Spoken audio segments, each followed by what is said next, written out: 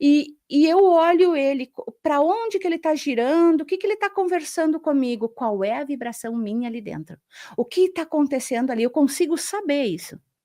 Então, o que eu quero dizer com isso? Que a onda é uma só, que quando tem uma música aqui, numa vibração assim, e aqui do outro lado é assim, conforme elas vão chegando perto, elas vão se casando e formam uma onda só. Se o pêndulo está ali, está dentro da minha casa, ele está penduradinho ali, eu fico olhando o movimento dele, porque ele está na onda minha que estou aqui. Eu estou na onda dele, é uma onda só. Incrível, não é? E essa questão de onda de informação, não tem como a gente não entrar no assunto de memórias, né? Porque a pessoa tem uma memória sobre cada, por exemplo, eu pego um copo aqui, ela tem uma memória do que é o conceito para ela, a primeira relação que ela teve com o copo, e isso depois, isso aqui é uma taça no caso, né? E isso vai se moldando a outras questões. E aí você fala muito sobre essa questão de limpar, né? Dessa limpeza dessas Memórias. memórias que muitas vezes são limitantes, né? Mas como que se dá isso, numa realidade, né, que no caso hoje a gente vê que às vezes uma vida está bloqueada, como é que se dá esse processo de limpeza dentro das tantas versatilidades de memórias que as pessoas podem ter, né? Perfeito. Vamos lá. Tudo o que acontece e o que aconteceu tá aqui gravado na tua memória, certo? Agora, se aquela memória te causou uma dor, uma trava, por exemplo, você era criança de 0 a 7 anos, quando o teu subconsciente só grava. Ele não tem esse racional aqui que distingue, tá? Como nós temos agora. E aí nós temos o subconsciente que está gravando. E o seu pai e a sua mãe, por determinado motivo, que não havia dinheiro, quando você pediu um presente, ai mãe, quero uma boneca. E a mãe falou: não, não tem dinheiro, não me peça isso. Gravou no teu subconsciente. Hoje você não consegue nem pedir ajuda para um colega, porque tem essa informação gravada ali dentro, tá? E aí o que que aconteceu com isso? Isso virou uma trava na sua vida. Você não decola, você não vai adiante, por quê? Porque tem alguma coisa aí no teu passado travando. Quando a gente vai fazer esta limpeza, esta ressignificação, Fael, eu tenho que buscar, eu tenho que resgatar a criança que está presa lá naquele lugar. Aí nós precisamos da compreensão e do entendimento. Imagina se eu te disser que aquilo que a tua mãe te falou foi um ponto de vista dela naquele momento e que não era verdade absoluta e que tinha dinheiro na conta e que tinha, mas ela estava brava naquele dia. Naquele dia ela disse aquilo e ela se arrependeu depois. Mas a trava ficou em você, não ficou? Ok. E se nós formos lá nesse lugar de novo, e se nós entendermos o que aconteceu lá, que a mãe falou aquilo, e que não é uma verdade absoluta, eu te resgato de lá. E quando a gente ressignifica, a gente traz para o hoje, que a gente equaliza essa situação para hoje. E projetamos numa cápsula do futuro. Eu te trago de volta para cá e diz: vai viver a tua vida. Porque o teu cérebro, ele não sabe o que é real e o que não é. E se nós projetarmos dentro do teu subconsciente uma cápsula do futuro sua? Ai, meu Deus, eu lá no futuro, eu sou uma palestrante, sou uma pessoa incrível, ajudo milhares de pessoas, sou nananana, tal, tal. E se eu projetar isso em mim? E o subconsciente gravar isso? Não foi o que aconteceu comigo? Uhum. Eu projetei esta cápsula do futuro para mim e eu simplesmente liberei. Eu programei, eu já sou essa terapeuta de sucesso, eu já sou essa pessoa que ajudo muitas pessoas e soltei. E eu não estou aqui e não, de fato, não está acontecendo. E tipo, isso foi 2020, gente.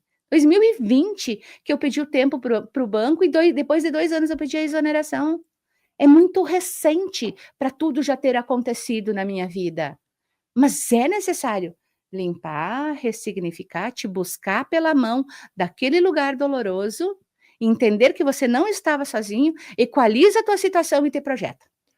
Tem muito sentido isso que você fala, porque assim, a gente vê casos de pessoas, por exemplo, nem vamos falar de áreas diferentes, pessoas que são da mesma área e tiveram as mesmas notas na escola, na faculdade, ou até vamos mais além, notas diferentes. Uma teve notas muito melhores e um desempenho muito melhor e a outra não. E aí hoje essa pessoa, ela não consegue ter o mesmo resultado que a outra. Os resultados são diferentes, as portas que se abrem são diferentes, mas a potência que o ser humano adquiriu ali é a mesma. Então aí entra qual fator dentro desse processo? Fator da programação do que ela vê de oportunidade e do que ela não vê de oportunidade. Faz de conta que eu tenho uma irmã gêmea, e nós 2 fomos criadas juntinhas, com a mesma educação, nã-nã-nã, nã-nã-nã-nã-nã. A minha irmã viu de uma forma a educação dada, e eu vi de outra forma. Ela comprou como verdade algumas coisas, eu comprei outras coisas. Ela tem uma programação no subconsciente, eu tenho outra. As portas que vão se abrir para ela é diferente do que as portas que vão se abrir para mim, de acordo com esta percepção. É como você vê a vida. A vida vai te devolver exatamente como você vê ela. E nesse caso, você até mencionou o caso de gêmeos, tem uma curiosidade aí. Não em todos os casos, mas eu já vi repetições de casos, por exemplo, você vê num bairro, numa cidade que tem alguns gêmeos, desses 2 gêmeos andarem sempre juntos, ou as 2 gêmeas andarem sempre juntos a vida inteira. E aí um não casa, outro não casa também, eles viram pessoas que caminham juntas e assim, para todo lugar que um vai, o outro vai. Acontece muito, né. Isso não seria alguma coisa também que os pais dizem que por serem gêmeos precisam ser mais unidos, um não pode abandonar o outro, e aí na cabeça de um e do outro, tipo: "Eu não vou casar, não vou ter filho, porque senão o meu avô vai abandonar meu irmão". Tem ali uma lealdade ancestral. A gente aqui entra uma programação também do que essas 2 pessoas vieram fazer, quais foram os acordos espirituais, aí entra uma outra questão, tá. Ali também que faz parte, mas que tem muito a ver com aquela programação que os pais deram: "Ah, ó, vocês são gêmeas, vocês são maninhas, maninhos, é para andar junto e tal". Então tem uma lealdade ancestral aí. O que que acontece nessa lealdade?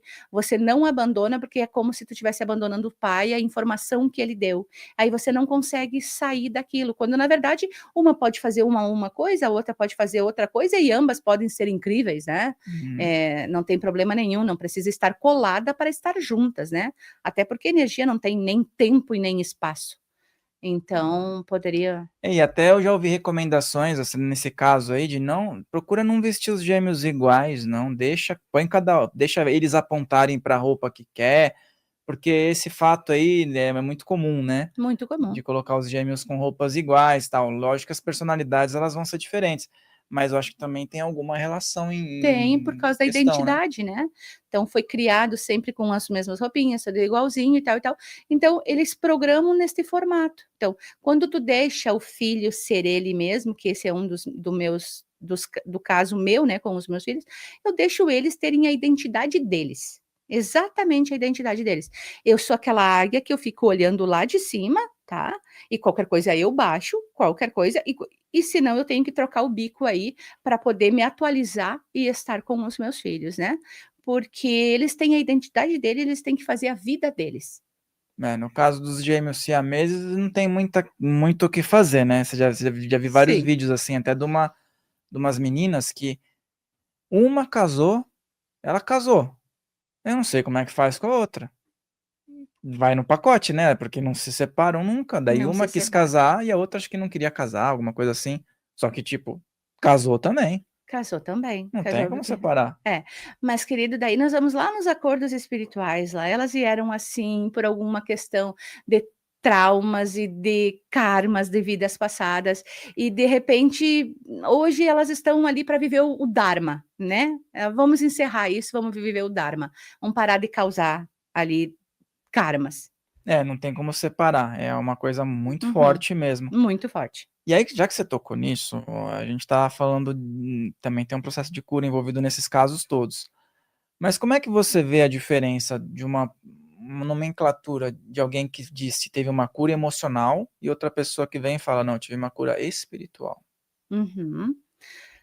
Nós, Rael, temos vários corpos, tá? Não é só esse físico aqui. Mas eu vou simplificar aqui falando de 4 pilares, 4 corpos aqui, tá? Nós temos o nosso mental, o espiritual, o emocional e o físico. Então, aqui no emocional, tem muitas situações mal resolvidas de do passado, desta vida, assim, do passado, tá? Que tá ali.